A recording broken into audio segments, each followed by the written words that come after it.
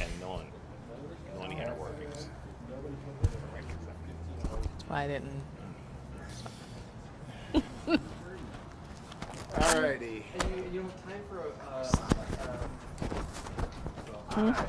something else. Meaning. Please do.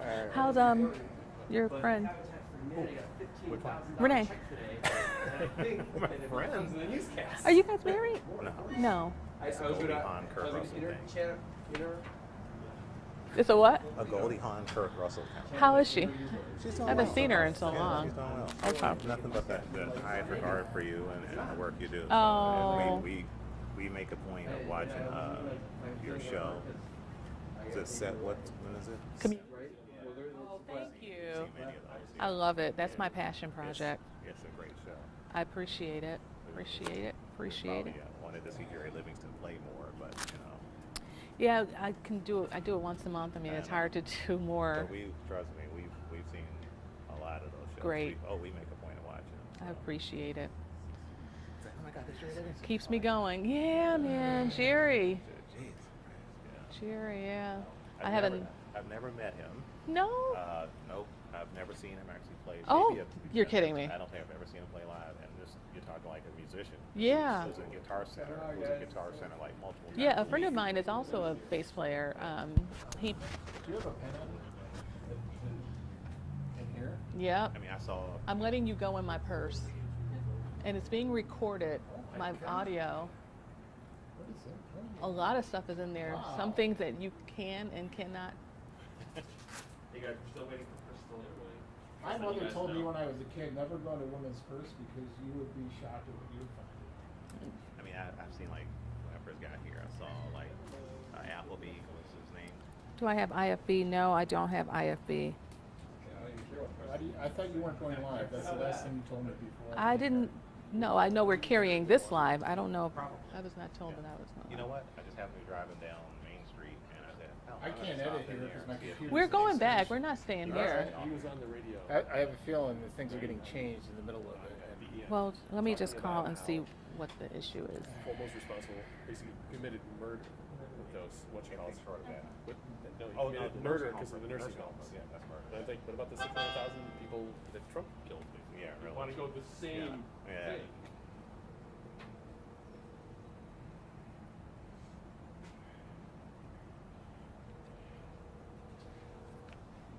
all right, here we go. Hi, She's coming up now, guys. how's everybody doing? Good? Good. How are you? It's a little cooler today. Not much. Not The much. New York State Assembly Speaker Crystal Peoples-Stokes, So, I think we're Majority ready. Leader, is now Um, taken. I guess the best way I can describe today is that it's a bittersweet day. And it's kind of bittersweet because as we stand in downtown Buffalo, we can see, some of us even live it, the difference that Governor Cuomo has made in the great city of Buffalo. In my term in office, serving with multiple governors, no one has had the kind of commitment to Buffalo and Western New York that Governor Cuomo had. And it's impactful, and it's going to be impactful well into the future. But he wasn't without controversy and some very unfortunate missteps. I do not condone sexual harassment in any way, shape, or form. Everyone deserves to live in a safe, harassment-free environment. Governor Cuomo is an experienced fighter who never shied away, which is why I had previously commented, while I thought he should resign, I didn't think he would. But today, I believe he made the right choice. Millions of tax dollars have already been spent. The state legislature has been consumed by this, particularly after the Attorney General's investigative report was released. And the attention on a lot of issues that are super important to people that I represent and people who live all across the state has somehow not had in the last few weeks the attention that is owed and that is deserved. People are still waiting for unemployment benefits. Businesses are still in need of assistance. The eviction moratorium will expire in a few weeks. Homeowners, renters, landlords are trying to obtain funding for delinquent rents, mortgages, utilities, property taxes, and more. In fact, we are not out of the pandemic, as many might think. Lastly, let me just say this. I am an enthusiastic supporter of Lieutenant Governor Kathy Hochul.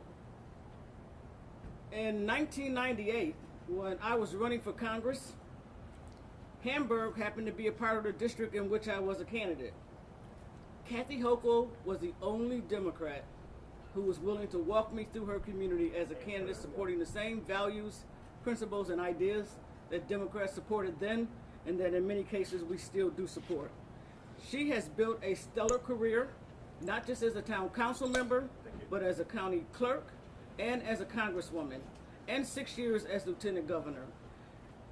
Let's not take for granted this opportunity that has been given us in the great city of Buffalo, and that is to have a governor from the great city of Buffalo for only the second time in history. And so with that, those are my comments, and I'm happy to address any questions that you all may have. We know that- With the millions that you say have been spent already concerning the impeachment, is it your feeling that this should kind of put an end to the impeachment and move on? Well, I would say it might be my feeling, but it's unlikely that that'll happen because, as you may note, the governor did say that he would leave in 14 days, and I really doubt that the impeachment process will stop because he's going to still be here for 14 days. Regarding Kathy Hochul, the fact that her office told me yesterday she hadn't spoken with the governor since February, how ready is she? How in the know, in the inner circle is she to be ready to take this on? Well, it depends on what inner circle you're talking about. If you're talking about the inner circle of the people across the state of New York, there's probably not a county that she hasn't been in. And if you're talking about the inner circle of agency heads who are either public servants and or appointed officials, she's had contact with them. So if that's the inner circle you're talking about, she's definitely ready to go.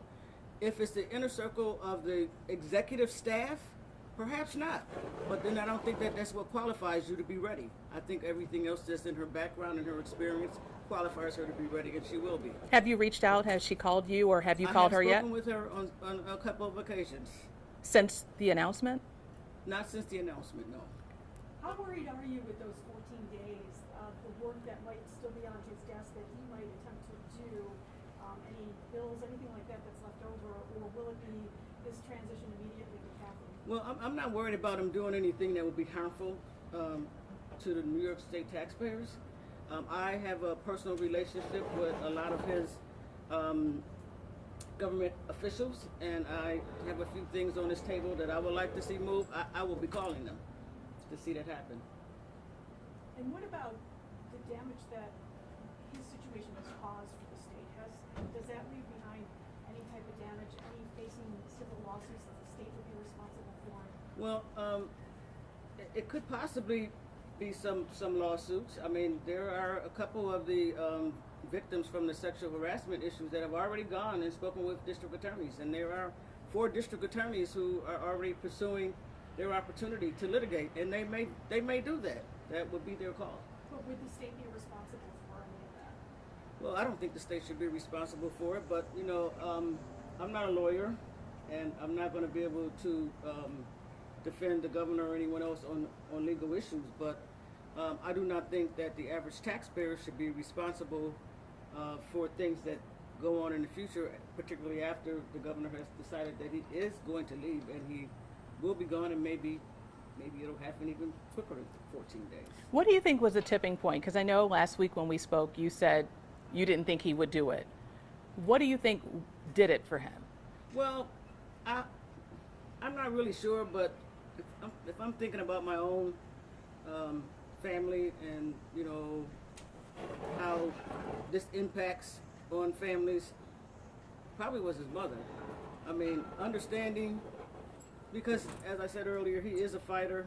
He's a scrapper. He'll scrap to the end. But, you know, his father left a great legacy, and I think his mother probably would rather see him leave in not so bad terms, or at least not being necessarily impeached, which is quite honestly is still a possibility. With Kathy Hochul becoming governor, how do you see this, the future for Western New York? I see the future of Western New York as brighter, brighter, and brighter. What do you want her first priority to be once she's sworn in as governor?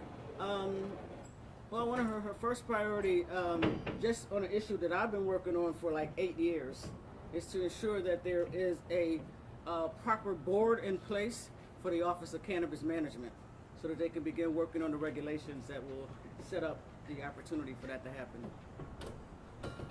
And again, going back to the governor, you do believe that it was family that probably forced him to make this call to step aside? I don't know that for sure, but I just know that, you know, he is a family man, and I know how I relate to my family, and I know if I was engaged in something publicly that was in the face of the public every day, all day long, it would hurt my mother. And so I just think that is probably a little bit of the motivation. What about jobs, commissioners, those type of positions? Are we going to see more resignations now that he's leaving? What do you expect in the next few weeks? Well, you know, there may be some people who need to leave, but I don't want to make that call. Do you see this, even if he does leave, kind of being just another distraction in the legislation, in the legislature, sorry? Like even when Kathy Hochul was governor? I would hope not. I mean, let's be real. You know, we do serve in a very political environment, and everybody has an idea on how politics should happen.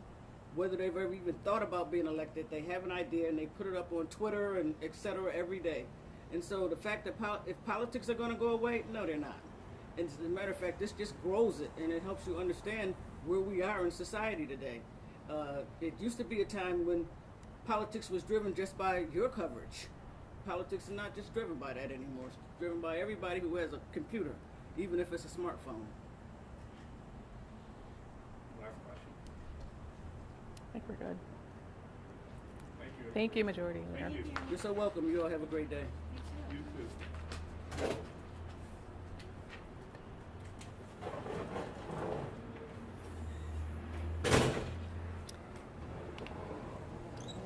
And that was the Majority Leader of the New York State Assembly, Crystal Peoples-Stokes.